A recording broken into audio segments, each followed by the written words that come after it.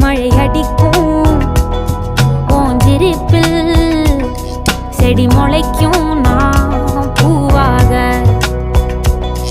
வெயில் அடிக்கும் நாள் வரைக்கும் கொடை பிடிப்பேன் தாயாக நீ நீ சொல்லும் கதை நான் நான் கேட்கும் வர நாமாவும் மாய பறவைகளே தென்கிழக்கு தேன் சிட்டு செம்பருத்தி பூ